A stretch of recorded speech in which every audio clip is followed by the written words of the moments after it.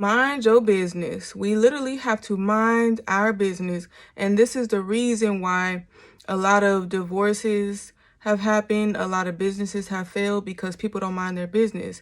If you married to one person, you need to be paying attention to that person.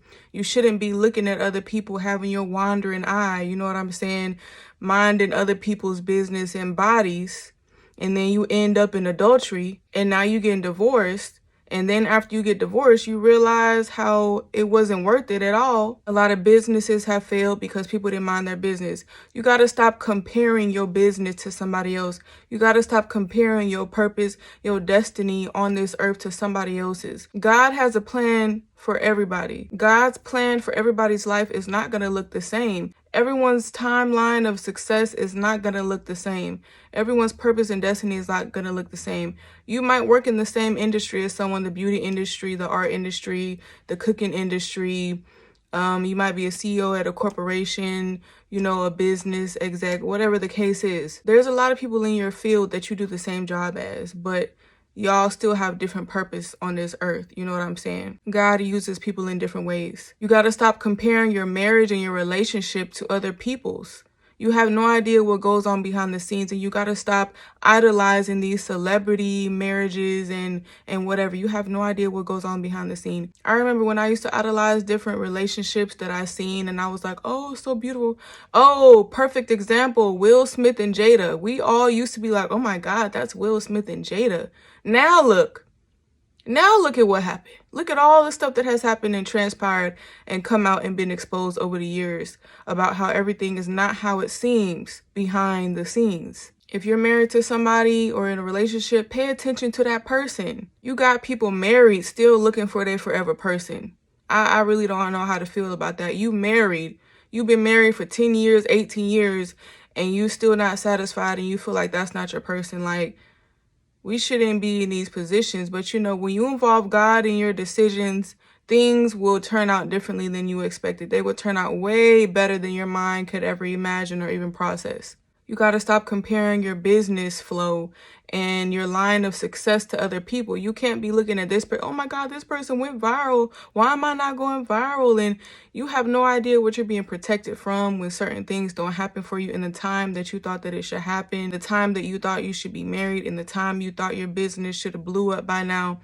You have no idea what you're being protected from. And sometimes God allows things to be a little slowed down so he protects us from our own selves because he knows us better than we know ourselves. He could see the future. People have not minded their business and got taken out of this world over it because they wasn't minding their business. They was being too nosy or whatever the case happened. Y'all know, y'all done seen stories or whatever where they got involved in something that did not call for them to be there and it was unnecessary for them to be involved in somebody's business. You got people gossiping about people's business, but you're not praying for them. You're just talking about people's problems. Do you want them to get better or not? Or is it just for your entertainment purposes only? If you're going to talk about somebody, let it be talking to God in prayer about it.